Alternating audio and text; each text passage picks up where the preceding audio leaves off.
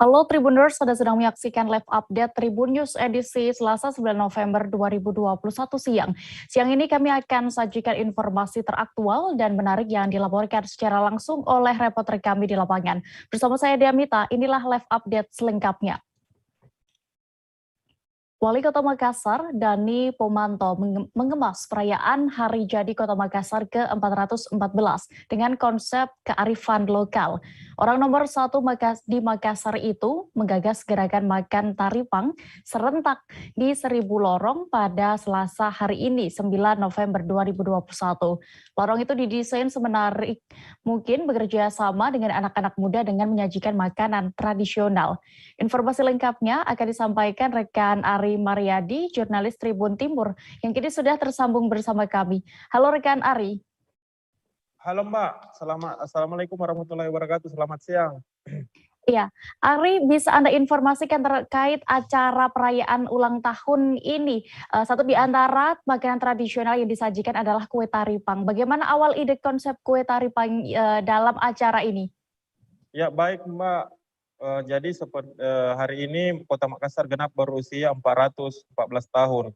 Nah ternyata Wali Kota Makassar Dani Pomanto baru-baru ini katanya melakukan survei oleh timnya yang menemukan fakta hasilnya bahwa dari total 1,5 juta penduduk Kota Makassar, 1 juta diantaranya katanya setiap hari itu minum teh dan kopi. Untuk itu, untuk mendorong pertumbuhan ekonomi di tengah pandemi ini, Dani menggagas bahwa setiap orang minum kopi dan teh katanya itu maka akan bagus kalau dilengkapi dengan kue. Nah, salah satu untuk itu dia mendorong untuk kue-kue tradisional, salah satunya taripang untuk menjadi pendamping bagi orang yang minum kopi ataupun teh di Kota Makassar. Nah, maka Dani Pomanto ingin mendorong pertumbuhan UMKM, pertumbuhan ekonomi, perputaran uang di Makassar melalui kue-kue tradisional ini. Ini juga sekaligus mengampanyekan kembali kearifan lokal, kue-kue tradisional di tengah gempuran misalnya budaya-budaya luar. Seperti itu, Mbak. Rekan Ari, lalu apa sebenarnya kue taripang ini, bisa Anda jelaskan? Jadi baik Mbak, kue taripang ini adalah salah satu kuliner khas Bugis Makassar. Kue ini berbentuk pipi dan sedikit lonjong. Ini banyak ditemui di pasar-pasar tradisional ataupun warung-warung pinggir jalan. Nah, rasanya ini manis dan gurih karena dibalut dengan gula merah. Ada pula aroma kelapa yang membuat orang yang mencicipinya terus ketagihan. Nah, taripang ini berbahan dasar tepung beras ketan, dicampur parutan kelapa dan gula merah. Tepung beras ketan dan kelapa yang ini diparut lalu dicampur halus menjadi satu. Seperti itu, Mbak. Lalu apa sebenarnya target dari Pemkot Makassar ini melalui gerakan makan taripang kali ini? Tadi penyampaian Wali Kota Dani Pomanto berdasarkan perhitungannya katanya kalau misalnya dalam sehari ada 1 juta penduduk yang makan taripang, yang minum kopi dan minum teh, kalau dipadu dengan taripang maka harga misalnya taripang 2.000 maka bisa menghasilkan katanya 2 miliar ini dalam sehari, itu yang ingin ditarget. Nah juga Pemkot melakukan asumsi perhitungan awal katanya dikali misalnya 365 hari dalam setahun maka katanya ada perputaran uang senilai 750 miliar dalam setahun. Nah itu yang ditarget Pemkot Makassar di hari jadi ini, bahwa di tengah pandemi untuk menumbuhkan kembali ekonomi warga yang lesu akibat pandemi selama hampir 2 tahun ini. Jadi seperti itu, Mbak. Baik, Tribuners, berikut akan kami tampilkan hasil wawancara rekan Ari bersama Wali Kota Makassar, Dani Pomanto selengkapnya. Makassar membangun. Ini sebuah konsep yang terukur, terencana. Makassar Recovery itu ada 3. Pertama imunitas kesehatan, yang kemudian ada adaptasi sosial, dan yang ketiga ada economic recovery. Imunitas sudah terbentuk, adaptasi sudah lebih kuat. Maka saatnya kita membangkitkan ekonomi. Nah, ekonomi recovery harus kita mulai dari hal-hal yang sederhana. Kita mulai memperkuat UMKM. Dan UMKM hari ini kita mulai dengan komoditi kopi dan taripang. Survei kami, ada 1 juta orang minum kopi dan minum teh di Makassar setiap hari. Kalau dia didampingi dengan satu komoditi kue yang kita akan desain baik seperti taripang, yang cocok untuk teh dan untuk kopi, maka ada 2 miliar uang berputar hanya pada satu komoditi. Satu tahun ada 750 miliar yang akan hanya satu komoditi. Nah, kalau kita create dengan baik, maka akan tumbuh ekonomi. Dan ekonomi itu tumbuh dari lorong-lorong, tumbuh dari UKM kecil. Pak, setelah kopi tarifan, apalagi Pak nanti? Ada baruasa. Kami lagi akan ekspor baruasa. Baruasa ini adalah sebuah kue yang bisa mengalahkan makarun. Makarun itu mulai termahal. Satu kue kita makan bisa 100.000. Ya, dan top di dunia. Tapi kalau orang rasakan baruasa, itu jauh lebih menarik dan lebih enak. Oke, kalau konsep lorong Pak seperti Nah, apa? konsep lorong kita bangkitkan lorong kembali. Setelah serial lorong sebelumnya, lorong garden, badan usaha lorong, sekarang serial terakhir yaitu lorong wisata. Dan Cokmo akan bertugas untuk mengelilingi seluruh lorong gratis. Cokmo adalah komuter Metro Moda yang melayani seluruh kecamatan per kecamatan. Kita mulai dari 15 Cokmo yang akan merangkai semua lorong-lorong wisata. Tetere pun begitu, melayani dari pesanan-pesanan yang ada. Kita beralih ke informasi berikutnya, Tribuners. Majelis Ulama Indonesia atau MUI akan menggelar Ijtima Ulama Komisi Fatwa se-Indonesia ke-7 pada hari ini hingga Kamis 11 November 2021 mendatang di Hotel Sultan Jakarta. Kegiatan ini akan membahas berbagai persoalan keumatan dan kebangsaan dalam perspektif keagamaan. Detail informasinya akan disampaikan oleh rekan wartawan Tribun News, ada Fahdi Falevi yang kini sudah bergabung bersama kami. Halo rekan Fahdi. Halo Dea. Bisa Anda informasikan berdasarkan pantauan Anda terkait acara ini, isu apa saja yang akan dibahas dalam Ijtima Ulama MUI kali ini? Baik ya, tadi Ketua MUI Bidang Fatwa Kiai Haji Asrorun Ni'am Soleh yang juga Ketua Panitia Ijtima Ulama Komisi Fatwa se-Indonesia mengungkapkan bahwa dalam forum ini akan dibahas beberapa masalah strategis kebangsaan ya. Beberapa aspek yang dibahas diantaranya tentang dawabir dan kriteria penodaan agama, kemudian jihad dan khilafah dalam bingkai NKRI, kemudian panduan pemilu yang lebih manfaat, serta distribusi lahan untuk pemerataan. Forum ini juga rencananya akan membahas mengenai hukum pernikahan online dan beberapa masalah fikih kontemporer seperti cryptocurrency, pinjaman online, transparansi rahim, zakat perusahaan, penyaluran dana, zakat dalam bentuk harsan dan zakat saham. Selain itu, Ijtima Ulama ini juga akan membahas beberapa masalah hukum dan perundang-undangan seperti RUU minuman beralkohol, kemudian tentang RKUHP terkait perzinahan dan tinjauan terkait tata kelola sertifikat halal. Lalu siapa saja tokoh yang menghadiri acara di hari pertama kali ini? Ya, Dea. Acara ini dihadiri oleh beberapa tokoh secara daring maupun luring. Rencananya Wakil Presiden Kiai Haji Ma'ruf Amin akan menghadiri acara ini, lalu kemudian Ketua Hukum Mahfud MD, lalu Ketua Umum MUI sendiri Kiai Haji Miftahul Ahyar, serta Gubernur DKI Jakarta Anies Baswedan. Bahkan rencananya Gubernur Bank Indonesia Peri Warjio bakal hadir untuk membahas masalah keuangan kontemporer seperti uang kripto dan pinjaman online. Begitu ya. Dihadiri oleh Wakil Presiden Ma'ruf Amin. Apa tadi yang sudah disampaikan oleh beliau? Ya, tadi Wakil Presiden Kiai Haji Ma'ruf Amin berharap Ijtima Ulama ini menghadirkan beberapa solusi untuk masalah keumatan di Indonesia. Selain itu, Wapres juga mengapresiasi dukungan dari para ulama yang terkait masalah kebangsaan melalui Ijtima Ulama ini. Demikian ya. Baik, Tribuners, berikut tadi juga rekan kami, jurnalis kami sudah melakukan wawancara bersama Kiai Haji Asrorun Ni'am Soleh selaku Ketua MUI Bidang Fatwa. Berikut akan kami tampilkan selengkapnya. Forum untuk mewujudkan konsensus ulama nasional ya terkait dengan masalah-masalah kebangsaan. Karena itu di dalam setiap ijtima selalu masalah-masalah strategis kebangsaan itu menjadi concern-nya. Tahun ini salah satu hal yang bersifat strategis mengenai terkait dengan upaya mendudukkan makna jihad dan juga khilafah secara proporsional di dalam konteks kehidupan berbangsa dan bernegara. Karena faktanya di tengah masyarakat ada dua titik ekstrim. Yang pertama, orang memaknai jihad dan juga khilafah secara simplistik dengan sebatas pada perang atau kembali kepada era abad pertengahan gitu. Tetapi ada juga titik ekstrem yang lain yang memaknai bahwa jihad dan khilafah tidak relevan dan tidak ada kaitannya dengan keagamaan, bahkan diikuti oleh penghapusan bab jihad di dalam mata pelajaran keagamaan. Tentu ini dua ekstrem yang tidak dibenarkan di dalam konteks pemaknaan keagamaan dengan pendekatan moderat.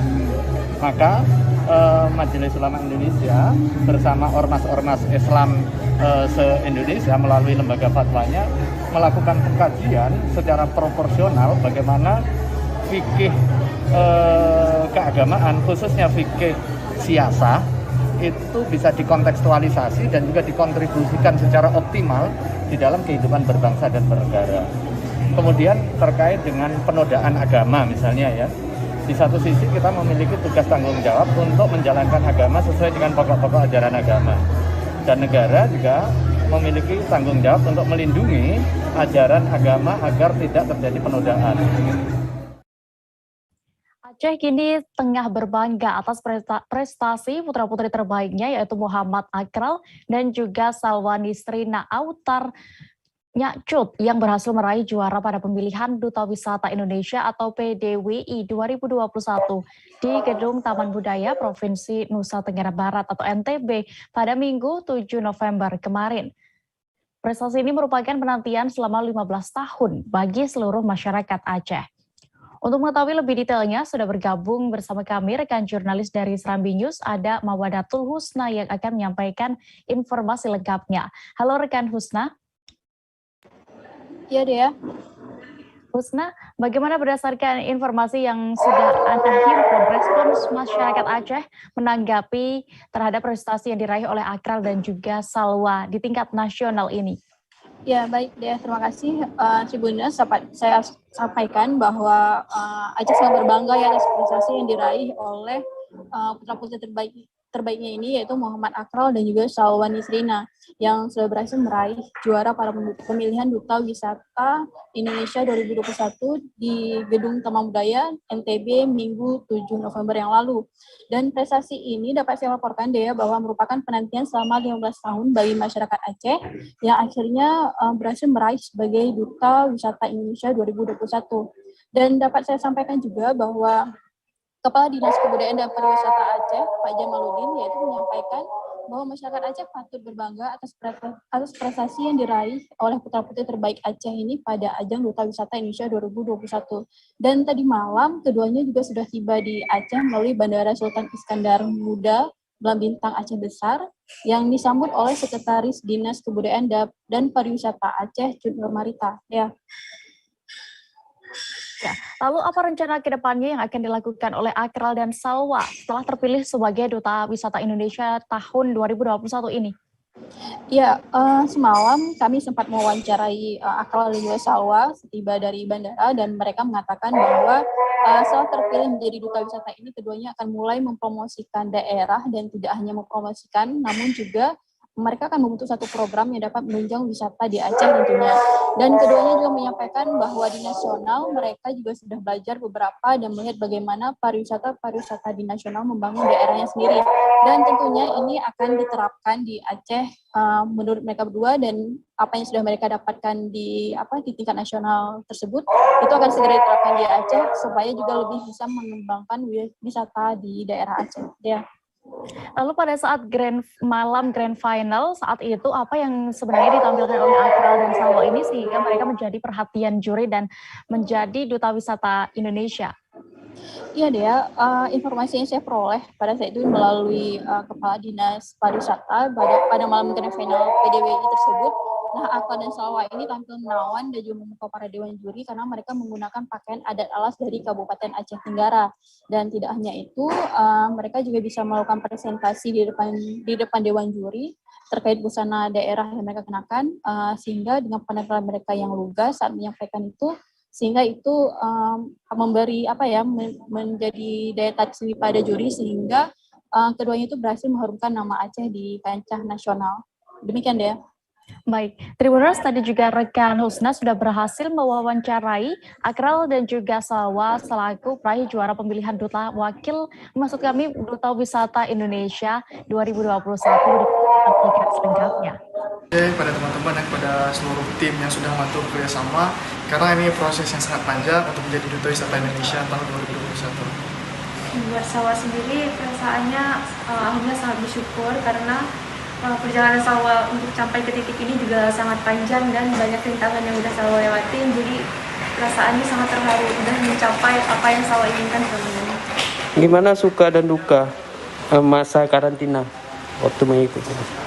Kalau sekarang berbicara tentang masa duka, suka dan duka sih susah juga ya, karena kan dari proses provinsi yang cuma 1-2 minggu untuk proses kami menuju nasional itu sangat sedikit waktunya, apalagi ini PDWI. Kami harus satu paket, ketika menjawab pertanyaan juga harus satu, jadi harus saling pagi sampai malam harus selalu latihan untuk menuju nasional. Jadi mungkin tantangannya itu yang saya bilang tadi, yaitu chemistry, karena dalam dua raga itu harus satu pemikiran. Jadi bagaimana kita bisa menyatukan pikiran kami berdua itu untuk bisa menjawab suatu soal yang ditanyakan nanti di sana. Apa rencana ke depan setelah terpilihnya? Setelah terpilih Duta Wisata Indonesia tahun 2021, kita kembali ke daerah dan mulai untuk mempromosikan daerah, tidak hanya mempromosikan, namun juga membentuk suatu program yang mungkin bisa menunjang pariwisata Aceh tentunya. Di nasional kami juga sudah belajar beberapa dan melihat bagaimana pariwisata nasional membangun daerah mereka sendiri yang akan nanti kami terapkan di daerah Aceh tentunya. Puluhan orang di Jambi mengaku menjadi korban penipuan pengembang perumahan berlian residen. Mereka mengaku menjadi korban penipuan dengan modus perumahan syariah yang berada di Jalan Penerangan, Bagan Pete Alam Barajo. Tidak tanggung-tanggung, kerugian korban diperkirakan mencapai 1,6 miliar rupiah. Kabar selengkapnya akan disampaikan rekan wartawan dari Tribun Jambi. Ada Aryo Tondang yang kini sudah bergabung bersama kami. Halo rekan Aryo. Halo Dea, selamat siang. Ya. Aryo, berdasarkan informasi yang sudah Anda himpun, bagaimana pola penawaran kepada nasabah atau para korban dugaan penipuan perumahan ini? Oke, terima kasih Dea.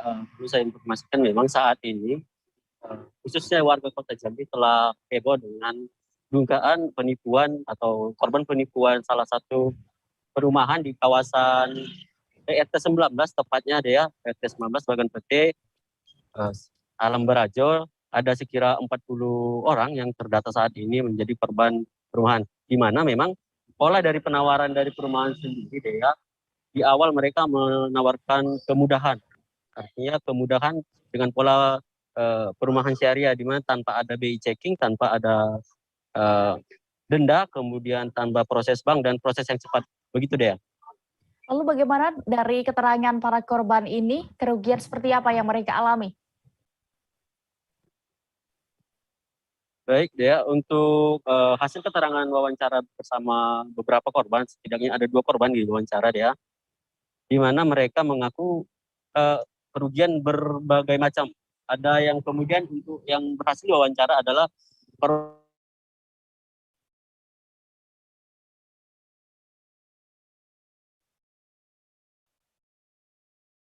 karena untuk pengeluaran sertifikat beberapa bulan ke depan. Kemudian ada juga yang korban cash, namun hingga beberapa bulan ke depan setelah melakukan pelunasan, untuk fisik dari perumahannya tidak kunjung dibangun, atau bahkan sama sekali pondasinya juga tidak kunjung dibangun oleh pihak perusahaan atau perumahan. Kemudian salah satu atau korban lainnya yakni yang membayar secara kredit dia, di mana kredit ini artinya beberapa korban membayar DP mulai dari 25 juta hingga 30 juta ya, di mana angsuran berlangsung selama 10 tahun, di mana angsuran pertama atau setiap bulannya itu sekira 1 juta. Namun pada pertengahan atau bahkan juga belum sampai pertengahan sudah mandek ya. Artinya pada awalnya mereka menjanjikan angsuran keempat sudah ada bentuk bangunan fondasi, namun hingga angsuran ke-10 belum ada sama sekali bentuk fisik, bahkan perjanjiannya di awal untuk angsuran ke-10 sudah menerima kunci perumahan, begitu deh. Lalu berdasarkan pantauan Anda, bisa Anda gambarkan untuk kondisi perumahan saat ini, Aryo, seperti apa? Dan terkait kasus ini juga apakah para korban sudah melapor ke pihak berwajib atau bagaimana? Baik ya, untuk tadi baru saja atau sekira beberapa jam yang lalu saya bersama teman-teman media lain sudah melihat langsung kondisi lahan perumahan, di mana memang di lokasi terlihat ada sekira 15 unit rumah atau perumahan yang sudah ada bentuk fisik dan sudah terpasang atapnya dia, di mana memang itu berdiri di atas lahan yang cukup luas dan dikelilingi oleh perkebunan dia. Namun beberapa juga ada tampak terbengkalai, bahkan hanya ada fondasi, kemudian ada yang sudah terpasang atap namun tidak kunjung pada penyelesaian akhir, dan beberapa sudah ditumbuhi oleh semak-semak, begitu deh. Lalu saat ini apakah para korban sudah membuat laporan? Terima kasih deh ya. Untuk informasi, memang setelah berhasil mewawancari korban di lokasi, mereka mengatakan pada siang ini, yaitu beberapa saat lagi akan diperiksa atau memenuhi panggilan dari Polda Jambi, karena mereka sudah melapor beberapa hari yang lalu dia. Dan kita akan langsung follow up atau konfirmasi langsung pihak polisian, begitu dia. Baik, Tribuners, tadi juga rekan jurnalis kami sudah melakukan wawancara bersama salah satu korban dugaan penipuan perumahan ini, ada Rosma. Berikut kami tampilkan selengkapnya. Bu, izin Bu ya, Bu, terkait dugaan penipuan di perumahan ini gimana ceritanya Bu? Ya, awalnya perumahan ini menawarkan konsep perumahan syariah. Tanpa bunga, tanpa bank, tanpa riba, tanpa denda segala macam. Terus prosesnya juga mudah. Itu yang paling menarik kami nasabah itu karena prosesnya mudah itu. Nah, itulah makanya kalau kasus saya sendiri yang awalnya itu dari brosur itu, ketertarikan di brosur. Menawarkan konsep yang mudah itu, yang rumah syariah. Akhirnya kami ke sini, diarahkan ke sini, langsung lihat lokasi mana yang kita sesuai kan, kita yang mau, itu baru nanti kita diarahkan ke kantor pemasaran. Bu, saat ini informasinya developer berinisial L, Bu ya? Iya, betul. Itu melarikan diri, Bu? Iya, betul. Sejak kapan, Bu? Pertengahan Oktober. Oh, sejak Oktober. Iya, itu berita itu dari pihak karyawan-karyawannya itu yang memberitahu kami. Oh, jadi di sini karyawannya juga ada yang menjadi korban gitu? Betul. Oke. Ya karena tidak digaji, terus memasukkan material segala macam atas nama dia gitu kan. Nah, jadi mesti kemana dia minta pertanggungjawaban keuangan. Pembangunan ini mandek sudah berapa lama, Bu? Kalau mandek sebetulnya gini dek, masalahnya macam saya kan dijanjikan 7 bulan awal itu kan siap katanya rumah dijanjikan, tapi rupanya kan sudah hampir 2 tahun. Jadi kasus per kasus orang-orangnya berbeda-beda. Nah, jadi kalau saya sendiri 2 tahun ya beginilah hasilnya perumahan yang ada ya kan. Sebenarnya itu yang mulai kami ada kecurigaan. Ya itu kan saya pending dulu angsuran sampai ada progres, saya bilang kan baru nanti saya lanjut angsurannya. Ada juga sebagian yang pembatalan karena memang kecewa gitu kan, sudah kami batalkan tapi sudah dialihkan dengan yang lain, terus beli cash, tapi rupanya dia dari hasil yang cash yang rumah yang pihak yang sesudahnya itu sudah dapat cash tapi belum juga dikembalikan ke pihak yang pertama. Dari pihak developer sendiri belum ada penjelasan lebih lanjut ya? Ya pihak developer itu aja lah yang ada itu, cuman mereka mau menyelesaikan katanya secara kekeluargaan karena tuan tanahnya kan jelas, itu kooperatif juga mau menyelesaikan. Kita beralih ke Sumatera Selatan. Seiring intensitas curah hujan yang mulai tinggi saat ini, Badan Penanggulangan Bencana Daerah atau BPBD Kabupaten Musirawas mengatakan masyarakat agar siaga terhadap bencana banjir dan tanah longsor. Kepala Pelaksana BPBD Kabupaten Musirawas, Darsan, bersama Kasih Logistik Kedaruratan Eko Sepriwan mengatakan saat ini warga hendaknya waspada terhadap banjir. Selengkapnya akan disampaikan rekan Ahmad Farozi, jurnalis dari sripoku.com yang kini sudah terhubung bersama kami. Halo rekan Farozi. Halo Dea. Bagaimana bisa Anda informasikan terkait antisipasi banjir seperti ini? Apa yang sudah dilakukan BPBD Kabupaten Musirawas, Provinsi Sumatera Selatan dalam menghadapi kemungkinan datangnya banjir?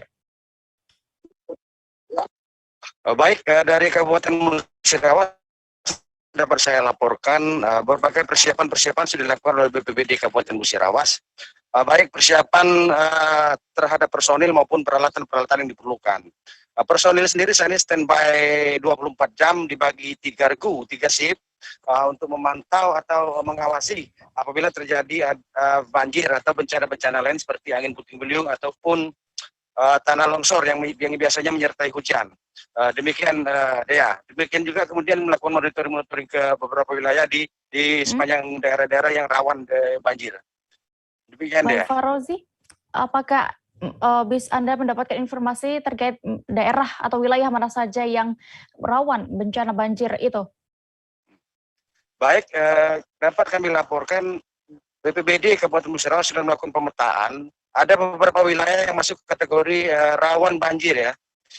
Itu antara lain di daerah-daerah pinggiran sungai-sungai besar seperti Sungai Musi, Sungai Lekitan ataupun Sungai Kelingi. Itu di wilayah Kecamatan Muara Kelingi, Muara Lakitan, kemudian di Kecamatan BTS Ulu Cecar, ada juga Mugang Sakti. Dan sekarang fenomenanya agak menarik juga di Musirawas, bahwa ada juga wilayah-wilayah yang sebelumnya memang jarang sekali terjadi banjir, sekarang sudah banjir juga beberapa tahun terakhir ini. Seperti misalnya di Kecamatan Selangit maupun di Kecamatan Trawas itu jarang terdengar ada terjadi banjir. Cuman beberapa waktu belakangan ini juga terjadi banjir di situ. Demikian Dea. Untuk wilayah lainnya mungkin ada bencana lain seperti rawan tanah longsor ataupun puting beliung, apakah juga ada informasinya, rekan Fauzi? Oke. Untuk daerah rawan longsor maupun puting beliung juga sudah dilakukan pemetaan.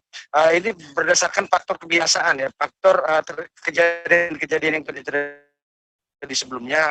Untuk tanah longsor itu terjadi di wilayah-wilayah yang terletak di perbukitan ya, itu seperti di Kecamatan Selangit. Itu memang topografi wilayahnya memang agak perbukitan, banyak tebing-tebing sehingga apabila terjadi hujan sangat rawan longsor di daerah situ. Itu di Kecamatan Selangit.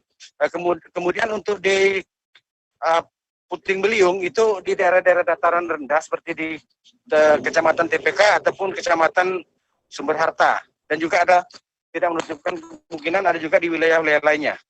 Ya. Baik, Tribuners, tadi juga rekan Fauzi sudah langsung berkesempatan mewawancarai Kepala Pelaksana BPBD Kabupaten Musirawas, Sumatera Selatan. Ada Darsan, berikut kami tampilkan keterangan lengkapnya. Kita apa aja Pak yang kita punya di sini? Peralatan kita ada mobil tangki, ada perahu, sinso, pokoknya peralatan yang berkaitan dengan bencana banjir lah Pak ya? Banjir, tanah longsor tersebut. Mungkin mobil tangkinya itu untuk air minum ya? Ya betul. Mobilnya, tangkinya kita gunakan untuk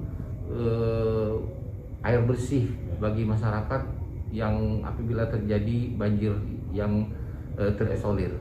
Persiapan di BPBD sendiri Pak?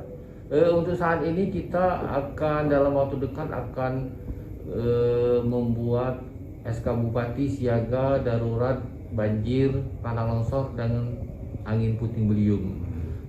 Dalam hal ini kita siapkan personil 1 kali 24 jam yang kita bagi dalam 3 regu, serta peralatan kita siap siaga. Himbauan-himbauan untuk masyarakat mungkin Pak? Terutama sekarang sudah mulai musim hujan, kami mengharapkan kepada masyarakat agar berhati-hati beraktivitas di daerah aliran sungai tersebut. Apabila ada kecenderungan hujan lebat, untuk mengurangi aktivitas. Apa tindakan dari BPBD terkait dengan perolehan musim sekarang Pak ya? Ya, kita sudah ada instruksi dari BNPB Pusat maupun himbauan dari BMKG bahwa sekarang ini adalah fenomena La Nina. Artinya apabila ada musim hujan ada peningkatan sampai 100%. Tapi alhamdulillah Sumsel untuk Musirawas tidak termasuk kategori yang La Nina tersebut. Tapi kita tetap waspada. Viewers, kami akan kembali seusai jeda berikut, tetaplah di live update. Oke, apa kabar Bang Arif di sini untuk strateginya? Kalau saya sendiri di Jumit 37 ini yang semalam baru mulai, posisinya kriteria. Jadi kita mengenal disebut dengan stroke yang tidak berdarah dengan stroke yang berdarah. Stroke yang tidak berdarah itu biasanya ditandai dengan adanya penyumbatan. Kalau itu terjadi di sini mungkin pikirnya tidak ke situ kali ya. Tapi kalau di Korea atau di Kamboja itu ada beberapa paper yang saya itu mas, dulunya tukang koran. Oh gitu ya. Tukang koran. Ya saya baca itu Pak. Tuh kan pernah baca kan? Jadi kalau saya jadi pangdam itu udah bersyukur banget. Si anak ini dijadikan sebagai tersangka begitu. Ya kalau ini kita bicara yang di luar kasus Gombo ya. Dengan nama hujan shower, di mana terdapat batas jelas antara daerah hujan dan tidak hujan yang biasanya terjadi pada fase awal mature stage atau tahap berbahaya itu Kang. Jadi mulai artinya terjadinya perlembekan. Nah itu untuk penetrasi akan sulit gitu ya. Dok, saya ini Menurut saya, memang tidak mudah. Bukan urusan tanah diambil. Kalau misalnya Amerika Serikat sekarang, Rasulullah mengatakan dalam sebuah hadis bahwa berpuasa di 6 hari Syawal itu. Oke, apa kabar Bang Arifki di sini untuk strateginya? Kalau saya sendiri di Jumit 37 ini yang semalam baru mulai, Apa yang saya dirasakan udah Kapten Nita? Sebenarnya aku nggak ngerasain penangkapan atau penggerebegan atau apapun itu, karena gini loh, posisinya aku kriteria. Jadi kita mengenal disebut dengan stroke yang tidak berdarah dengan stroke yang berdarah. Stroke yang tidak berdarah itu biasanya ditandai dengan adanya penyumbatan. Kalau itu terjadi di sini mungkin pikirnya tidak ke situ kali ya. Tapi kalau di Korea atau di Kamboja itu ada beberapa paper yang saya itu mas, dulunya tukang koran. Oh gitu ya. Tukang koran. Ya saya baca itu Pak. Tuh kan pernah baca kan? Jadi kalau saya jadi pangdam itu udah bersyukur banget. Si anak ini dijadikan sebagai tersangka. Kembali di Live Update, kita menuju informasi berikutnya datang dari Jawa Tengah. Curah hujan tinggi memicu longsor di Dukuh Kandri, Desa Petuguran, Kecamatan Punggelan, Banjarnegara. Tebing setinggi sekira 50 meter runtuh hingga materialnya menutup badan jalan. Tak hanya jalan, sumber mata air warga pun ikut tertimbun longsor. Informasi lengkapnya akan disampaikan oleh rekan Hoirul Muzaki, jurnalis dari Tribun Jateng yang kini sudah tersambung bersama kami. Halo rekan Muzaki.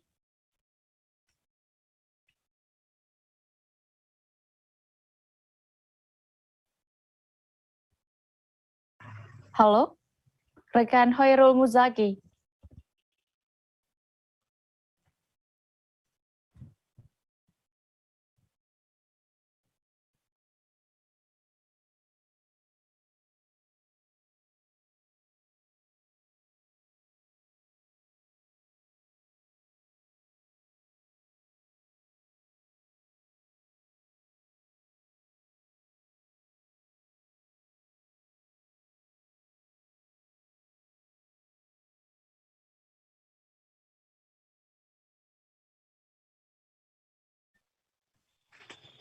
Baik, Tribuners, sekarang kami sudah kembali terhubung bersama rekan Hoirul Muzaki, jurnalis dari Tribun Jateng.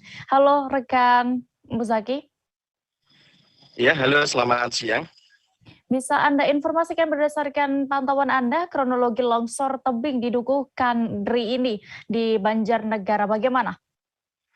Ya, di Banjarnegara beberapa hari terakhir ini terjadi hujan yang cukup lebat yang mengakibatkan salah satunya di Desa Petuguran, tepatnya di Dukuh Kandri, tebing setinggi sekitar 50 meter longsor. Nah, longsor tebing itu terjadi di lahan perhutani dan menimpa sumber mata air warga. Selain menimpa sumber mata air warga, longsor juga menimpa jalan raya atau jalan desa yang menghubungkan dusun-dusun di Desa Petuguran. Demikian. Muzaki, apakah ada korban jiwa maupun kerugian materi akibat dari bencana longsor ini? Ya, karena longsor terjadi pada waktu sore hari, tepatnya sekitar waktu maghrib, jadi aktivitas di lokasi kejadian kebetulan sedang lengang. Biasanya di tempat itu ada warga atau petani yang memarkir kendaraan atau beberapa warga yang beraktivitas mencuci atau mandi di tempat itu.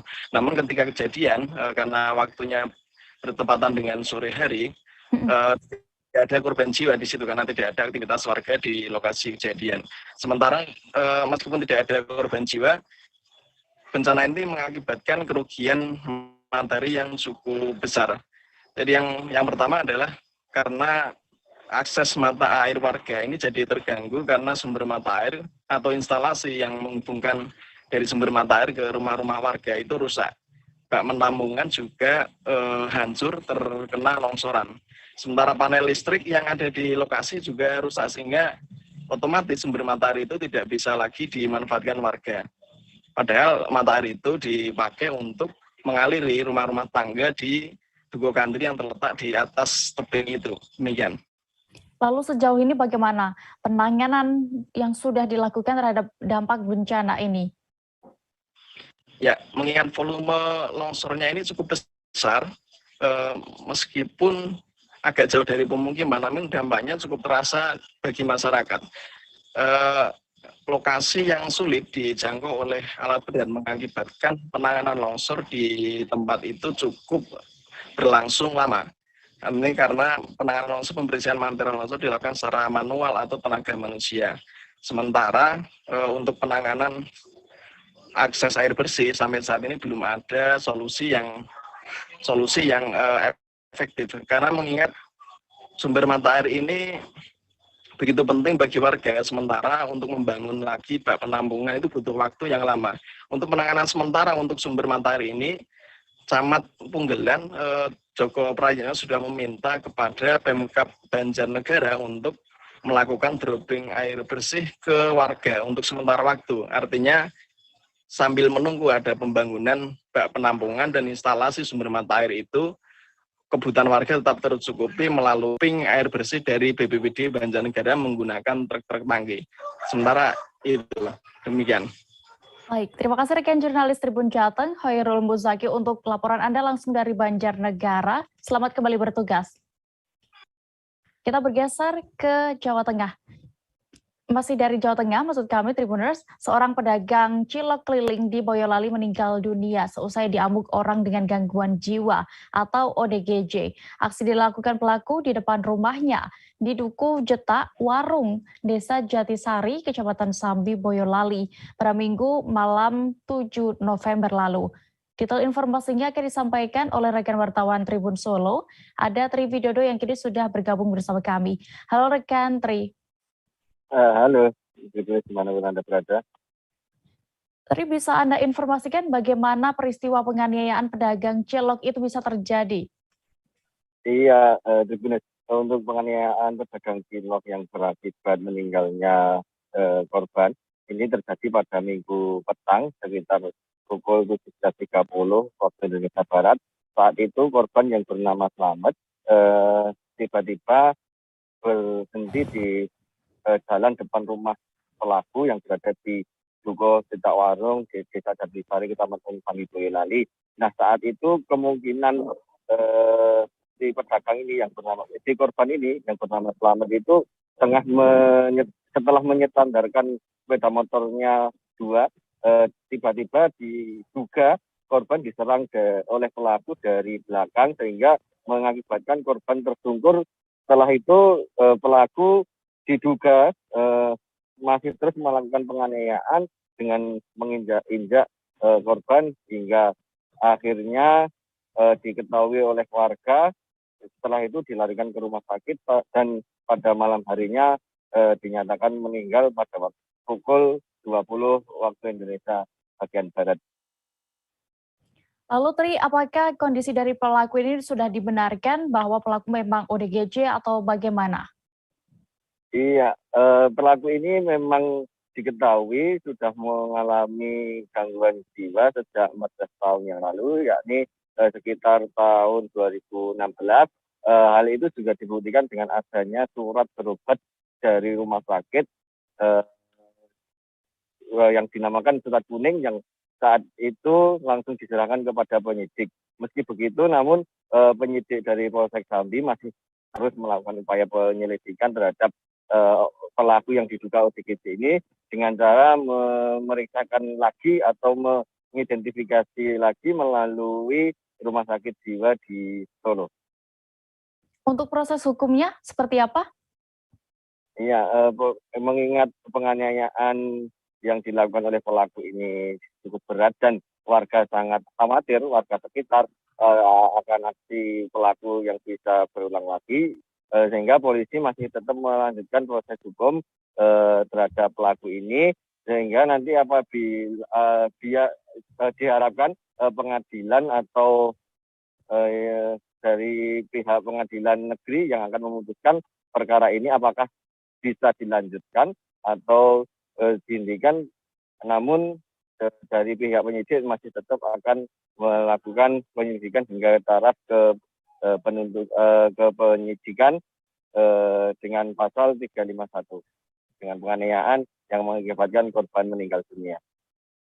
Baik, Tribuners, terkait kasus ini, rekan Tri juga sudah mewawancarai Kapolsek Sambi, Ibtu Sunarto. Berikut keterangan lengkapnya kami tampilkan. Jelaskan Pak mengenai kejadian semalam itu seperti apa? Ya, terima kasih untuk kejadian kemarin sekitar jam 17.00 di Desa Jatisari ada kejadian yang kebetulan bukan dari laporan dari warga masyarakat, atas kebetulan anggota kita patroli menemukan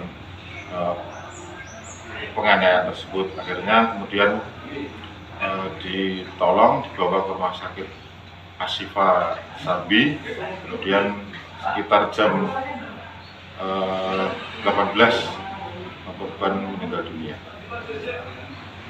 Untuk kronologinya kejadian itu? Untuk kronologi kebetulan korban ini pedagang cilok yang kejadiannya di depan rumah sementara tersangka. Karena informasi untuk tersangka ini mengalami gangguan jiwa.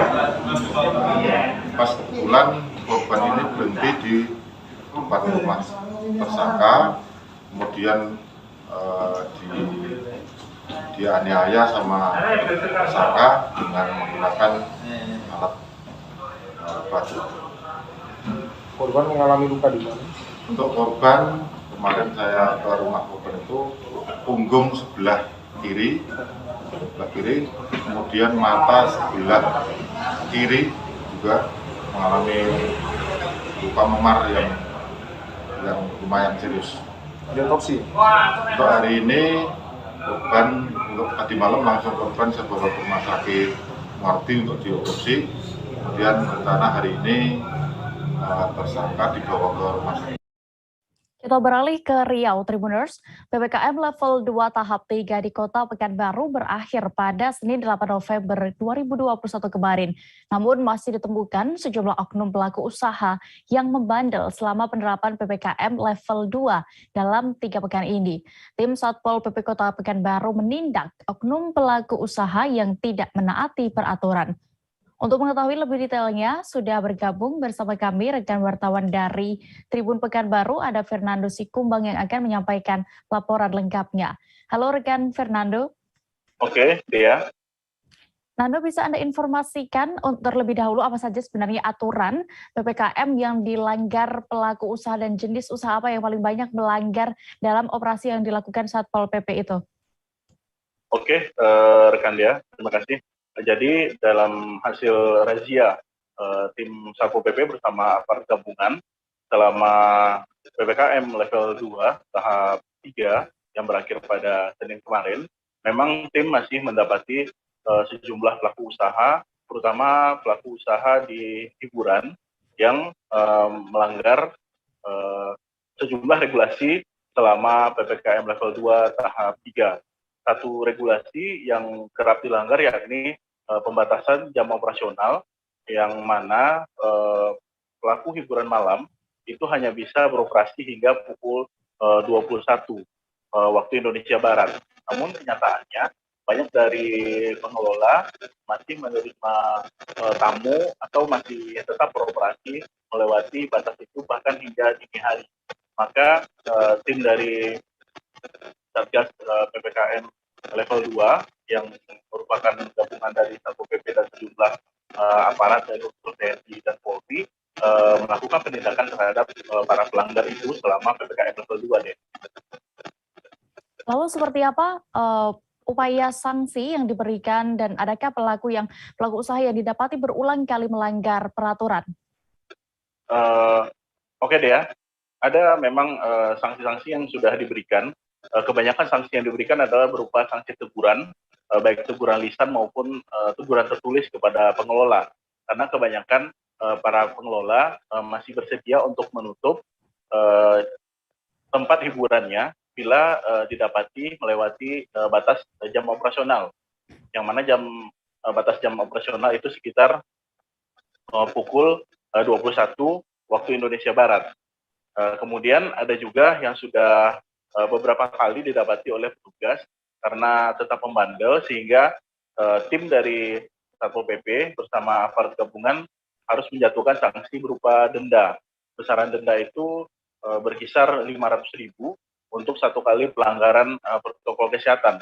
Karena pelanggaran yang ditemukan yaitu melanggar jam operasional dan juga sudah mengabaikan protokol kesehatan, yaitu ada di antara pengunjung kedapatan tidak mengenakan masker saat berada di tempat hiburan malam tersebut ketika tim melakukan razia di sana. Begitu dia. Terakhir Fernando, bagaimana untuk upaya pengawasan ke depannya dan upaya menekan angka kasus COVID-19 khususnya di Pekanbaru? Oke dia, memang disampaikan oleh Kepala Satpol PP yang merupakan koordinator dari Gakum atau Penindakan Hukum selama PPKM level 2 di Kota Pekanbaru. Beliau mengatakan bahwa tim memang melakukan patroli secara rutin, baik patroli mobile atau berpindah-pindah ke sejumlah titik. Kemudian ada juga tim dari hunting yang melakukan menyasar sejumlah pelanggaran-pelanggaran di sejumlah lokasi, terutama pusat kuliner dan juga tempat hiburan dea. Maka dari itu pihak Satpol PP bersama pemerintah kota dan juga unsur dari gabungan TNI dan Polri mengimbau kepada pengelola usaha baik hiburan malam, kuliner agar tetap mengikuti protokol kesehatan. Begitu juga dengan para pengunjung yang juga mendatangi tempat kuliner maupun tempat hiburan agar tetap mengikuti protokol kesehatan, baik menjaga jarak, menghindari kerumunan dan juga tetap mengenakan masker selama berada di lokasi guna menghindari penyebaran COVID-19 di tempat hiburan dan juga tempat kuliner. Begitu dia. Baik, Tribuners, tadi juga rekan Fernando sudah melakukan wawancara bersama Kasatpol PP Kota Pekanbaru, Iwan Simatupang. Berikut kami tampilkan selengkapnya. Sesuai dengan tugas pokok kita tetap melaksanakan pengawasan hunting dan gakum ya terhadap seluruh kegiatan pelaku usaha yang ada di wilayah Kota Pekanbaru. Nah, bersamaan dengan itu kita juga melakukan tugas perbantuan untuk percepatan pelaksanaan vaksin. Nah, jadi Satpol PP sekarang ini juga mendapat tugas khusus perbantuan untuk pelaksanaan percepatan vaksin. Nah, khusus pengawasan dan gakum serta hunting itu karena sudah merupakan bagian dari tugas kita, tetap kita laksanakan sebagaimana biasanya. Dan itu sudah kita lakukan setiap hari, bahkan di waktu-waktu tertentu seperti weekend kita melakukan pengawasan bersama tim gabungan. Seperti itu. Hasilnya apa Bang sekarang Bang? Hasilnya sekarang ini ya kita lihat memang pelaku-pelaku usaha kita berharap supaya mereka taat dan patuh terhadap protokol kesehatan dan mengikuti jam operasional sebagaimana surat edaran Wali Kota nomor 23 tersebut. Tapi masih ada yang melanggar juga satu persatu. Berdasarkan pengamatan kita masih ada dan itu sudah kita lakukan teguran serta sudah pernah ada yang kita kenakan sanksi. Sanksinya sama Bang ya, teguran 1, 2. Ya, seperti itu ya. Oke Bang. Polsek Medan Barat berhasil menangkap pelaku pencurian sepeda motor atau curanmor. Pelaku tersebut yakni Alex Samosir dan Marusaha Sihombing. Tidak hanya itu, petugas juga mengamankan 2 penadah curanmor, maksud kami motor curian yang bernama Heru Pratama, Putra, dan Supardi. Kabar selengkapnya akan disampaikan rekan Goklas, wartawan Tribun Medan yang kini sudah bergabung bersama kami. Halo rekan Goklas. Halo, selamat siang rekan Dea. Bisa Anda informasikan terkait waktu dan tempat kejadian pencurian motor ini?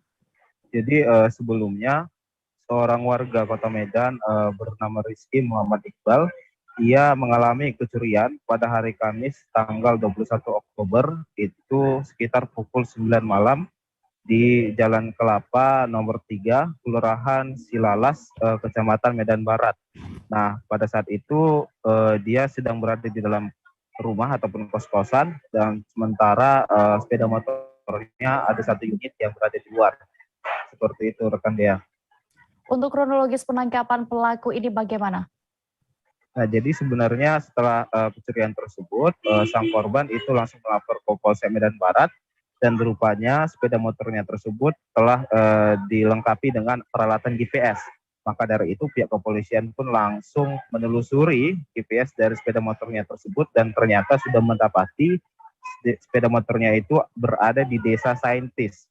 Nah, pihak kepolisian pun mendapatkan ada seorang penadah bernama Putra, dan ternyata berdasarkan hasil interogasi dan hasil pemeriksaan terhadap si Putra tersebut, Putra ini rupanya mendapatkan motor tersebut itu dari Supardi, itu di Desa Banda Klipa. Pada akhirnya Supardi dan Putra pun berhasil ditangkap oleh pihak kepolisian, dan dari keterangan dari Supardi ini yang juga penadah, itu ternyata mendapatkan sepeda motor tersebut dari Alex dan Marusaha sebagai seorang tersangka. Nah, pada akhirnya pihak kepolisian pun langsung meringkus Alex dan Marusaha, di mana rupanya Alex dan Marusaha ini adalah seorang residivis, sementara rupanya dari 2 orang tersangka tersebut sebagai selaku pelaku pencurian itu masih ada 2 lagi yang ditetapkan oleh pihak kepolisian sebagai DPO. Begitu, rekan Dia.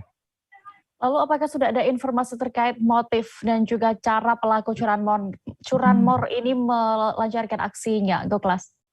Nah, jadi dari keterangan dari Kapolsek AKP Tina Medan Barat, dia menjelaskan bahwa si pelaku yakni Alex dan Marusaha ini melancarkan aksinya dengan menggunakan kunci T dan peralatan lainnya seperti itu. Jadi hanya dengan kunci T tersebut, si Alex selaku yang pengeksekusi dia langsung menekan dari tempat kunci motor tersebut dan langsung bisa dibawa lari. Adapun motifnya, si Alex dan Marusaha sendiri mengungkapkan bahwa mereka memakai hasil uang curian tersebut, penjualan dari motor tersebut, itu untuk bermain judi online dan juga memakai sabu-sabu. Seperti itu, rekan Dea. Baik, Tribuners, rekan Goklas tadi juga sudah mendapatkan keterangan dari AKP Tina Pulitawati, PLT Kapolsek Medan Barat terkait kasus ini. Berikut kami tampilkan selengkapnya. Terungkapnya kasus ini seperti apa, Bu?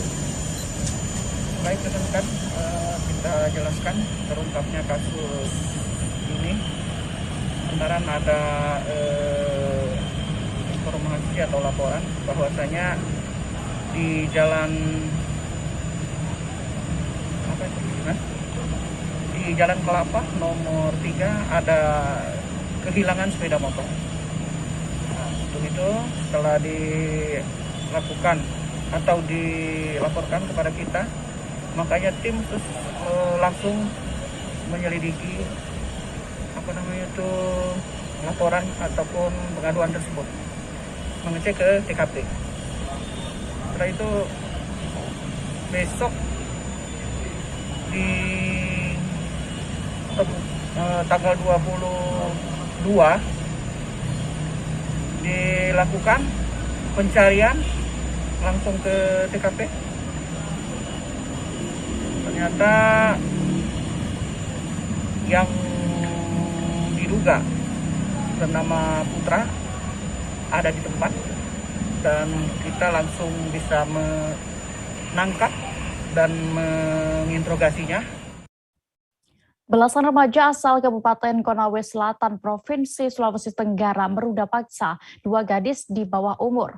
Miris aksi dilakukan hingga puluhan kali, hingga kedua korban mengalami pendarahan di bagian sensitifnya. 8 orang berhasil diamankan, 1 diantaranya masih di bawah umur. Selengkapnya akan disampaikan rekan jurnalis Tribun News Ultra, ada Fadli Aksar yang kini sudah terhubung bersama kami. Halo rekan Fadli.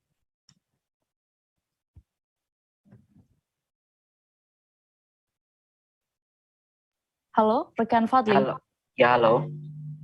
Ya, rekan Fadli, bisa Anda informasikan terkait kronologi belasan pemuda ini meruda paksa 2 gadis di bawah umur. Ada berapa orang remaja yang melakukan hal ini? Iya, baik Dea. Kronologi dari aksi roda paksa ini berawal saat salah satu korban mengenal salah satu pelaku lewat media sosial Facebook. Kemudian salah satu pelaku ini mengajak salah satu korban untuk bertemu. Nah, saat hendak bertemu, kemudian salah satu korban ini mengajak korban rekannya sendiri yang ikut juga menjadi korban. Keduanya kemudian dibawa ke Gunung Merah, Desa Boro-Boro, Kecamatan Ranum itu, Kabupaten Konawe Selatan, Provinsi Sulawesi Tenggara. Nah, di tempat itu kemudian sudah ada sekitar 11 sampai 12 terduga pelaku yang sudah menunggu. Nah, roda paksa pun terjadi di tempat itu. Kejadian itu terjadi sekitar bulan September sampai Oktober 2021. Aksi roda paksa pun dilakukan hingga puluhan kali. Salah satu korban sendiri mengalami roda paksa hingga 19 kali dan satu korban yang lain sampai 11 kali mengalami roda paksa. Berikut dia. Lalu Fadli, kapan kasus ini akhirnya terungkap dan bagaimana penangkapan yang dilakukan pihak kepolisian dari 12 pelaku itu? Ya, kasus roda paksa ini terungkap ketika salah satu korban mengalami pendarahan. Pendarahan itu diketahui oleh salah satu orang tua korban. Kemudian korban diinterogasi bahwa dia pun mengaku telah mengalami roda paksa oleh belasan remaja laki-laki tersebut. Salah satu orang tua korban pun mendatangi Polsek Ranome itu, Kabupaten Konawe Selatan, yang masih berada di wilayah Polres Kendari. Karena kasus ini kemudian merupakan kasus yang besar, kemudian Polres Kendari pun mengambil alih kasus ini. Nah, setelah pelaporan, Polres Kendari kemudian melakukan penyelidikan. Satuan Reserse dan Kriminal Polres Kendari kemudian melakukan penangkapan terhadap para 12 terduga pelaku. Kemudian di akhir Oktober penangkapan itu dilakukan satu persatu para terduga pelaku kemudian diamankan di Mapolres Kendari. Total ada 8 tersangka yang diamankan. 1 diantaranya masih di bawah umur. Kemudian 4 tersangka yang lain saat ini masih dalam pengejaran alias masih buron. Begitu, ya. Fadli, apakah juga sudah ada informasi terkait nasib dari 8 terduga pelaku ini? Apakah sudah dijatuhi hukuman atau bagaimana, ditetapkan tersangka juga mereka? Ya, ke-8 pelaku ini kemudian saat ini masih mendekam di sel tahanan Mapolres Kendari. Ke-8 terduga pelaku ini kemudian ditetapkan sebagai tersangka. Mereka dijerat dengan Undang-Undang nomor 17 tahun 2016 tentang perlindungan anak. Mereka terancam hukuman minimal 5 tahun penjara dan maksimal 15 tahun penjara. Begitu ya. Baik, Tribuners, tadi rekan Fadli juga sudah berhasil mendapatkan keterangan dari Kompol Alwi selaku Wakapolres Kendari terkait kasus ini. Kami tampilkan selengkapnya. Kronologisnya adalah perkenalan ya melalui media sosial yaitu Facebook. Awalnya pelaku inisial A berkenalan terhadap korban inisial A, kemudian mengajak bersangkutan untuk bertemu. Kemudian inisial A mengajak teman-teman lainnya untuk kemudian bertemu. Dan kemudian korban inisial H mengajak rekannya inisial PR untuk kemudian bertemu di lokasi yang tadi kami sebutkan. Tribuners, kami masih akan menyajikan informasi pilihan lainnya seusai jeda berikut. Tetaplah di Live Update. Oke, apa kabar Bang Arief di sini untuk strateginya? Kalau saya sendiri di Jumip 37 ini yang semalam baru mulai, saya udah sebenarnya aku nggak ngerasa itu penangkapan atau penggerebegan atau apapun itu. Karena gini loh, posisinya aku kriteria. Jadi kita mengenal disebut dengan stroke yang tidak berdarah dengan stroke yang berdarah. Stroke yang tidak berdarah itu biasanya ditandai dengan adanya penyumbatan. Kalau itu terjadi di sini mungkin pikirnya tidak ke situ kali ya. Tapi kalau di Korea atau di Kamboja itu ada beberapa paper yang Saya itu Mas, dulunya tukang koran. Oh gitu ya. Tukang koran. Ya, saya baca itu Pak. Tuh kan pernah baca kan? Jadi kalau saya jadi Pangdam itu udah bersyukur banget. Si anak ini dijadikan sebagai tersangka begitu. Ya, kalau ini kita bicara yang di luar kasus Sebongombo ya. Dikenal dengan nama hujan shower, di mana terdapat batas jelas antara daerah hujan dan tidak hujan yang biasanya terjadi pada fase awal mature stage atau tahap berbahaya dewasa. itu Kang. Jadi mulai artinya terjadinya perlembekan. Nah itu untuk penetrasi akan sulit begitu ya. Dok, saya ini Menurut saya memang tidak mudah, bukan urusan tanah diambil. Kalau misalnya Amerika Serikat sekarang, Rasulullah mengatakan dalam sebuah hadis bahwa berpuasa di 6 hari Syawal itu. Oke, apa kabar Bang Arifki di sini untuk strateginya? Kalau saya sendiri di Jumip 37 ini yang semalam baru mulai, Apa yang saya dirasakan udah Kak Nita? Sebenarnya aku nggak ngerasain penangkapan atau penggerebegan atau apapun itu. Karena gini loh, posisinya aku Kriteria.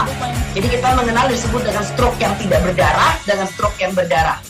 Stroke yang tidak berdarah itu biasanya ditandai dengan adanya penyumbatan. Kalau itu terjadi di sini mungkin pikirnya tidak ke situ kali ya. Tapi kalau di Korea atau di Kamboja itu ada beberapa paper yang Saya itu Mas, dulunya tukang koran. Oh gitu ya. Tukang koran. Ya, saya baca itu Pak. Tuh kan pernah baca kan? Jadi kalau saya jadi Pangdam itu udah bersyukur banget. Si anak ini dijadikan sebagai tersangka begitu. Ya, kalau ini kita bicara yang di luar kasus Sebongombo ya. Dikenal dengan nama hujan shower, di mana terdapat batas jelas antara daerah hujan dan tidak hujan yang biasanya terjadi pada fase awal mature stage atau tahap Berbahaya dewasa. itu Kang. Jadi mulai artinya terjadinya perlembekan. Nah itu untuk penetrasi akan sulit begitu ya. Dok, saya ini menurut saya memang tidak mudah, bukan urusan tanah diambil. Kalau misalnya Amerika Serikat sekarang, Rasulullah mengatakan dalam sebuah hadis bahwa berpuasa di 6 hari Syawal itu. Oke, apa kabar Bang Arifki di sini untuk strateginya? Kalau saya sendiri di Jumip 37 ini yang semalam baru mulai, Apa yang saya dirasakan udah Kak Nita? Terima kasih Anda masih menyaksikan live update. Kita menuju informasi berikutnya. Banjir rob menggenangi sejumlah rumah warga di Kabupaten Lingga, Provinsi Kepulauan Riau. Salah satu wilayah yang ikut terdampak banjir ini berada di Desa Sungai Buluh, Kecamatan Singkep Barat. Banjir yang disebabkan air laut pasang ini merendam sejumlah rumah warga di Kampung Suwak Rasau selama 2 hari. Informasi lengkapnya dan update terkini terkait kondisi banjir akan disampaikan oleh rekan Febri Yuwanda, jurnalis Tribun Batam yang kini sudah bergabung bersama kami. Halo rekan Febri. Ya, halo rekan Dea, selamat siang. Iya, Febri bisa Anda informasikan ada berapa rumah yang terdampak banjir di kampung itu dari pantauan Anda di lokasi? Baik, Dea, terima kasih. Perlu saya sampaikan untuk banjir ini ya, sekira telah berlangsung 2 atau 3 hari ya. Jadi ada setiap rumah tuh kira-kira 9 hingga 10 rumah ya, baik banjir itu dalam dampak sedang ataupun dampak besar ya, sehingga mencapai lutut hingga paha orang dewasa. Begitu dia. Febri, apakah ada waktu-waktu tertentu biasanya air laut ini pasang, naik dan merendam halaman rumah warga di sana? Baik dia, untuk dari pantauan saya, kalau untuk air ini pasang sendiri ya, itu biasanya sore ya, sekitar pukul 2 atau 3 sore, itu air laut sudah mulai pasang ya, sehingga bisa menggenangi sejumlah rumah warga di sana. Itu hanya sebagian rumah warga, namun juga bisa terjadi pada subuh hari ya, karena memang untuk dalam sehari ini air laut pasang itu bisa terjadi 2 kali. Namun untuk berdampak besarnya air laut pasang itu sampai masuk rumah warga itu sekitar pukul 2 ya. Jadi untuk pukul 2 mulai pasang dan air sudah mulai surut kembali sekitar pukul setengah 4 sore. Begitu dia. Apakah banjir ini merugikan atau seperti menghambat aktivitas warga biasanya di sana? Kalau untuk menghambat aktivitas warga di sana ya, ini tidak ya, karena memang saat ini masyarakat atau warga di sana itu cukup terbiasa ya dengan peristiwa ini. Karena beberapa pantauan saya yang saya lihat dari rumah yang tergenang banjir tersebut merupakan rumah panggung ya, atau rumah yang telah dibangun tinggi, karena sebelumnya sebelum mendirikan rumah tersebut para penghuni atau warga di sana juga sudah bersiap ya akan terjadinya peristiwa ini. Karena memang di sekitar rumah warga yang terkena dampak banjir ini merupakan rumah warga yang sangat berdekatan ya, itu dengan muara sungai yang mengalir dari laut, sehingga untuk aktivitas itu warga tidak begitu menghiraukan, begitu deh. Baik, terima kasih rekan Febri Yuanda melaporkan langsung dari Lingga. Selamat kembali bertugas.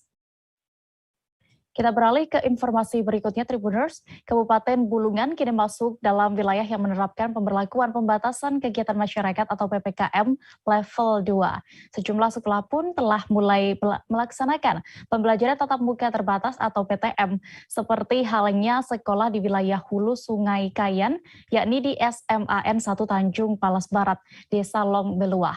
Detail informasinya akan disampaikan langsung oleh rekan wartawan Tribun Kaltara, ada Maulana Ilhami Faudi yang kini sudah bergabung bersama kami. Halo rekan Faudi.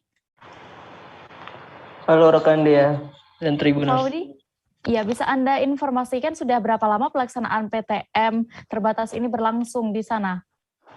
Ya, untuk pelaksanaan PTM terbatas tepatnya di wilayah hulu Sungai Kayan yang memang sebagai salah satu wilayah pelosok atau pedalaman, pelaksanaan tatap muka terbatas memang sudah dilakukan sejak 3 minggu yang lalu. Pelaksanaan ini memang sudah dilakukan semenjak PPKM di Bulungan itu masih statusnya level 3, karena memang kasus COVID-19 mulai melandai. Artinya setelah Bulungan saat ini semakin turun level di level 2, pelaksanaan PTM terbatas akan terus dilanjutkan di wilayah Tanjung Palas Barat. Begitu rekan dia. Sebelum PTM terbatas ini dilakukan, apakah ada pihak sekolah ataupun pelajar yang merasakan kendala selama belajar dari rumah, Faudi? Ya, memang sebagai wilayah yang cukup terbatas dan sulit akses transportasi, juga jaringan listrik dan juga jaringan internet, pelaksanaan BDR atau belajar dari rumah dengan metode daring ini sangat sulit untuk dilaksanakan baik oleh para guru maupun para siswa. Karenanya dengan adanya diperbolehkan ya pelaksanaan tatap muka terbatas, ini mulai membantu siswa untuk belajar begitu, dan juga membantu para guru yang tidak lagi harus mendatangi rumah-rumah siswa. Bila sebelumnya pelaksanaan tatap muka itu masih dilarang. Sehingga sekarang dengan PTM meskipun terbatas hanya 2 jam per harinya, ini cukup membantu para guru dan juga siswa. Terakhir rekan Faudi, apakah ada siswa atau guru yang terpapar COVID-19 dan menjadi klaster baru COVID-19 akibat sudah diizinkannya PTM ini? Ya, sejauh ini selama 3 minggu pelaksanaan memang belum ada dilaporkan siswa ataupun guru yang terpapar COVID-19. Pantauan kami di sana juga terlihat protokol kesehatan memang dijalankan cukup ketat. Siswa yang hendak masuk sekolah diwajibkan untuk cuci tangan, lalu memakai masker, dan juga dicek dulu suhu tubuhnya. Selain itu, siswa yang ada di kelas itu juga tidak diperkenankan untuk menempati kursi yang sudah ditentukan. Ini dikarenakan untuk memudahkan pihak puskesmas atau sekolah melakukan tracing apabila ada siswa atau guru yang terpapar. Dan memang saat ini sejauh ini untuk di Bulungan belum ada sekolah yang menyebabkan klaster baru penyebaran COVID-19 akibat adanya diperbolehkannya pelaksanaan tatap muka terbatas. Begitu rekan Dea. Baik, terima kasih rekan jurnalis Tribun Kaltara Maulana Ilhami Faudi untuk informasi Anda langsung dari Bulungan. Selamat kembali bertugas. Kita beralih ke informasi berikutnya. Antrean puluhan kendaraan yang sampai mengular di sejumlah stasiun pengisian bahan bakar umum atau SPBU terjadi di Pangkal Pinang, Bangka Belitung. Puluhan kendaraan truk hingga kontainer tersebut diketahui mengantre untuk mengisi bahan bakar jenis solar. Fenomena ini pun kemudian mendapatkan perhatian khusus dari pihak kepolisian. Untuk mengetahui lebih detailnya, sudah bergabung bersama kami ada rekan jurnalis dari Bangka Pos, Cepi Marlianto yang akan menyampaikan laporan lengkapnya. Halo rekan Cepi. Halo rekan. Rekan Cepi, apakah sudah ada informasi sebenarnya penyebab sehingga polisi akan melakukan penyelidikan terhadap sejumlah SPBU di Pangkal Pinang? Ya baik, memang sampai saat ini belum ada dari penyelidikan dari pihak kepolisian juga terkait maraknya atau sampai mengularnya puluhan kendaraan yang memancing bahan bakar jenis solar di beberapa sejumlah SPBU yang ada di Kota Pangkal Pinang. Memang pada pantauan kemarin sejumlah antrian kendaraan memang terlihat di sejumlah SPBU yang ada di Kota Pangkal Pinang. Menurut keterangan dari para sopir, memang mereka mengantri untuk mendapatkan bahan bakar jenis solar sendiri. Seperti yang diketahui memang alasan dari para sopir sendiri memang karena keterlambatan distribusi BBM jenis solar. Begitu dia. Sejauh ini bagaimana keluhan dari para sopir truk sendiri terkait antrean yang mengular selalu di sejumlah SPBU di Pangkal Pinang, Cepi? Ya baik. Memang dari keluhan dari para sopir sendiri untuk terkait antrian tersebut memang sudah berlangsung cukup lama, bahkan beberapa bulan terakhir memang para sopir tersebut mengaku telah mengalami kesulitan untuk mendapatkan bahan bakar jenis solar di beberapa SPBU, dan bahkan mereka pun rela sampai mengantri pagi hari sebelum SPBU tersebut buka. Dan keluhan dari para sopir sendiri memang jika mengisi bahan bakar pada saat sore hari, mereka sering sekali kehabisan bahan bakar di SPBU tersebut. Maksud saya kehabisan stok untuk mengisi bahan bakar jenis solar di beberapa SPBU yang ada di Kota Pangkal Pinang. Begitu deh. Lalu ini terkait hal ini sudah menjadi atensi pihak kepolisian dan akan diselidiki, dan apabila nantinya dalam proses penyelidikan itu terdapat kecurangan, apa nantinya yang akan dilakukan pihak kepolisian? Ya baik, berdasarkan keterangan dari Kapolres Pangkal Pinang, Siti Noviana, Kapolres sendiri menjelaskan bahwa nantinya dapat kekurangan dari beberapa SPBU ataupun didapati sejumlah konflik yang melakukan kekurangan di beberapa SPBU nantinya akan ditindak tegas. Namun sampai saat ini kepolisian sendiri masih mendalami apakah penyebab dari mengularnya antrian tersebut tidak terbelakangi oleh oknum pengerit ataupun memang karena keterlambatan distribusi dari pihak Pertamina sendiri. Kendati begitu, pihaknya juga akan tetap berkoordinasi dengan penegak hukum yang lainnya apabila memang nanti didapati ada kecurangan di sebuah SPBU tersebut, apabila dalam penyalurannya memang terbukti tidak tepat sasaran ataupun dibawa ke luar daerah. Begitu dia. Baik, Tribuners, berikut akan kami tampilkan hasil wawancara rekan Cepi bersama AKBP Dwi Budi Murtiono selaku Kapolres Pangkal Pinang terkait fenomena ini. Berikut selengkapnya. Nanti kita terbitkan sprint untuk memonitor pelaksanaan pelayanan SPBU kepada masyarakat di tiap-tiap SPBU sehingga mereka juga bisa tertib dan tidak mengganggu pengguna jalan yang lain yang dapat mengakibatkan hal yang fatal nanti pada saat mengantri atau berada di lokasi SPBU tersebut. Aldi. Ke informasi berikutnya, pemerintah Provinsi Papua bersama UNICEF dan Gapai Papua berkolaborasi menggelar workshop finalisasi dokumen rencana kontingensi gizi.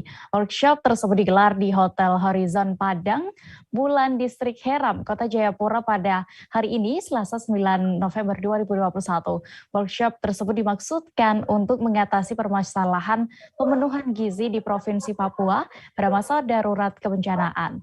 Kabar selengkapnya akan disampaikan rekan Aldi Bimantara, jurnalis dari Tribun Papua yang kini sudah terhubung bersama kami. Halo rekan Aldi. Ya, halo Dea dan juga Tribuners, dapat saya laporkan dari Hotel Horizon Abepura di Jayapura, Papua. Saat ini baru saja selesai usai ya penyelenggaraan workshop finalisasi dokumen rencana kontingensi gizi pada masa tanggap darurat bencana yang merupakan kolaborasi antara pemerintah Provinsi Papua, UNICEF, dan juga Yayasan Gapai Papua untuk bagaimana merumuskan suatu dokumen rencana kontingensi gizi pada masa darurat kebencanaan di Provinsi Papua. Sebanyak 23 orang dari berbagai lintas sektor pemerintahan mengikuti jalannya kegiatan workshop tersebut. Dia. Berdasarkan pantauan Anda di lokasi tadi, Aldi, bagaimana jalannya kegiatan workshop finalisasi dokumen rencana kontingensi gizi ini? Ya, baik, memang Dea, kegiatan memang baru saja usai, dan memang berdasarkan pantauan saya terkait jalannya workshop finalisasi dokumen rencana kontingensi gizi di Hotel Horizon Padangbulan Abepura ini, kegiatan berlangsung dimulai pada pukul 9.00 waktu Indonesia Timur dan dibuka secara langsung oleh Sekretaris Dinas Kesehatan Provinsi Papua, Dr. Ari Pongtiku, dan kegiatan baru selesai hingga saat ini pukul 14.00 waktu Indonesia Timur, begitu dia. Lalu bagaimana untuk komitmen pemerintah sendiri terkait dukungan untuk stop buang air besar sembarangan melalui giat workshop kali ini? Ya, memang dalam giat workshop kali ini ya, isu yang menjadi pembahasan cukup urgent ataupun penting begitu bagaimana kemudian kebiasaan atau habit masyarakat khususnya di daerah pesisir yang membiasakan masih terbiasa dengan kebiasaan untuk membuang air besar secara sembarangan begitu di kali ataupun pesisir danau ini harus menjadi perhatian begitu ya oleh pemerintah. Kemudian memang UNICEF terus menjadikan isu ini sebagai fokus utama ya dalam penyusunan roadmap ataupun dokumen rencana kontingensi gizi di saat masa tanggap darurat bencana begitu Dea. Terakhir Aldi, apa output dari kegiatan penyusunan finansial dokumen rencana kontingensi gizi tersebut ini? Ya, baik Dea dan juga Tribuners ya, memang output ataupun keluaran begitu dari giat workshop penyusunan dokumen rencana kontingensi gizi ini dapat menghasilkan dokumen acuan ya guna sebagai pemenuhan gizi bagi warga khususnya anak-anak saat masa tanggap bencana begitu. Saat sesi akhir workshop ini juga dilakukan penandatanganan fakta integritas sebagai komitmen pemerintah ataupun stakeholder untuk bersama-sama menjadikan aspek elemen gizi ini penting dalam penyusunan dokumen rencana kontingensi gizi. Dari dokumen yang nantinya akan tercipta begitu ya, diharapkan tentunya masyarakat lebih terlayani lagi ya untuk aspek pelayanan gizi, terutama pada saat masa tanggap darurat bencana apabila di kemudian hari bencana terjadi begitu. Demikian Dea dari Jayapura, Papua, untuk sementara kembali ke Anda di studio. Baik, Tribuners, berikut akan kami tampilkan keterangan dari Sekretaris Dinas Kesehatan Provinsi Papua, Ari Pongtiku, yang berhasil didapatkan rekan Aldi selengkapnya. Ya, ataupun banjir, bahkan juga ada konflik-konflik sehingga masyarakat ada yang lari atau perang suku.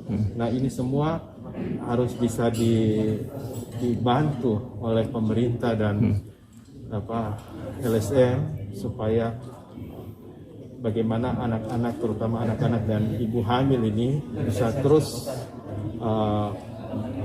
mendapatkan asupan gizi yang baik. Nah, juga kehidupan bagi bayi dan balita ini sangat-sangat menentukan di bawah usia 5 tahun untuk perkembangannya ke depan, sehingga tidak boleh mereka mendapatkan gizi yang kurang. Nah, ini dibicarakan skenario-skenario yang kemungkinan terjadi, mereka rencanakan, kemudian mungkin biayanya dari mana, apa saja yang harus disiapkan, sehingga kalau ada kejadian seperti ini bisa dibantu begitu, bisa ditanggapi. Tapi lebih daripada itu, saya sudah katakan juga ada namanya bencana itu kadang-kadang tidak timbul dengan, apalagi bencana kayak gizi ini, itu kan tidak timbul dengan sendirinya. Ya, kita juga harus bisa lihat rawan-rawan gizi dengan kegiatan yang disebut surveillance gizi, kemudian bagaimana proaktif Nah, bagaimana memodifikasi beberapa kegiatan untuk membantu masyarakat sesuai dengan kontingensi, sesuai dengan wilayah atau tempat di situ berada. Kabar berikutnya masih datang dari Papua Tribuners. Kantor Perwakilan Bank Indonesia atau BI Papua Barat menggelar kegiatan ekspedisi kas keliling di wilayah Pulau Terdepan, Terluar, dan Terpencil atau 3T. Kegiatan ini berhasil menyerap uang rupiah tidak layak edar atau artel berjumlah 9 miliar. Selengkapnya akan disampaikan rekan jurnalis Tribun Papua Barat ada Safwan Asari Raharusun yang kini sudah bergabung bersama kami. Halo rekan Safwan. Halo Dea. Safwan, bisa Anda informasikan bagaimana untuk proses pelaksanaan ekspedisi kas keliling Bank Indonesia di wilayah 3T di Papua Barat kali ini?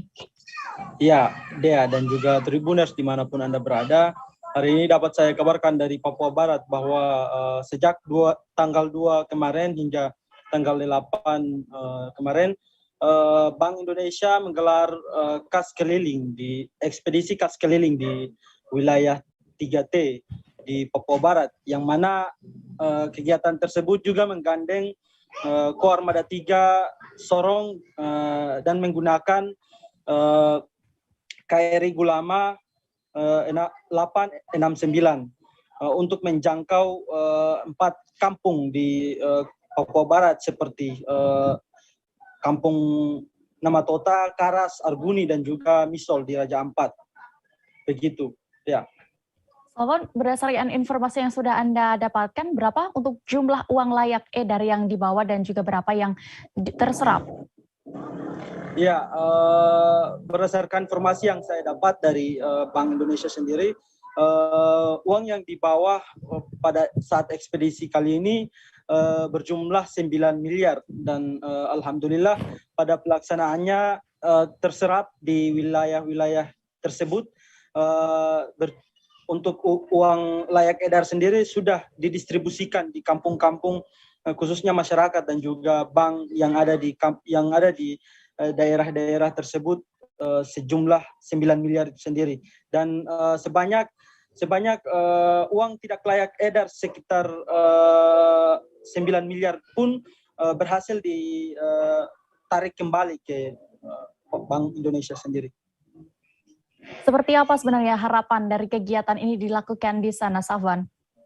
Ya, dengan kegiatan yang dilakukan oleh Bank Indonesia dan kerjasama dengan Koarmada 3 Koarmada 3 di Sorong, mereka berharap agar masyarakat yang ada di pelosok-pelosok, yang ada di pulau-pulau terluar bisa tetap menggunakan dan juga bangga serta cinta terhadap uang rupiah itu sendiri, karena hanya dengan menggunakan uang rupiah di pelosok-pelosok dan juga pulau-pulau terluar bisa dapat menjaga dan merawat kedaulatan Republik Indonesia itu sendiri, sehingga diharuskan untuk terus menjaga dan juga mencintai uang rupiah di wilayah 3T itu sendiri. Ya. Baik. Tribuners, berikut akan kami tampilkan hasil wawancara rekan Safwan bersama Ketua Rombongan Ekspedisi Kas Keliling 3T di Papua Barat, Sofyan Catur Aprianto, selengkapnya. Untuk kegiatan ini yang dengan tema Ekspedisi Cinta Rupiah di Pulau Kasuari 2021 yang diselenggarakan oleh Bank Indonesia dengan bekerjasama dengan TNI Angkatan Laut, dalam hal ini Koarmada 3 Sorong dan dengan kapalnya KRI Gulama 869 yang diselenggarakan dari tanggal 2 November hingga tanggal 7 tadi November, dan kembali ke Manokwari hingga tiba di Manokwari tanggal 8 insya Allah besok. Untuk modal yang kami bawa adalah 9 miliar dengan penyerapan uang tidak layak edarnya di Pulau Namatota, Kaimana itu sekitar 6-7 miliar. Lalu di Pulau Karas, Kisana sekitar kurang lebih 30-50 juta. Lalu di Pulau Arguni, di situ ada 2 kampung, yaitu Kampung Arguni dan Tafer, di sana menyerap tidak lebih dari 30 juta juga ya. Lalu di sisanya kita habiskan di Pulau Misol di Waigama. Alhamdulillah semuanya terserap, semuanya bisa ditukarkan uang lusuh, uang tidak layak edar sesuai dengan tujuan kami, yaitu pelindungan polisi, yaitu menjaga. Tribuners, informasi tadi sekaligus menutup perjumpaan kita dalam live update siang ini. Dan lantaran masih di tengah pandemi, kami kembali mengingatkan untuk Anda selalu menerapkan protokol kesehatan dimanapun berada. Jangan lupa juga untuk saksikan live update selanjutnya di seluruh kanal YouTube Tribun Network. Saya Diamita mewakili kru yang bertugas pamit. Terima kasih dan sampai jumpa. Jangan lupa like, subscribe, dan share ya.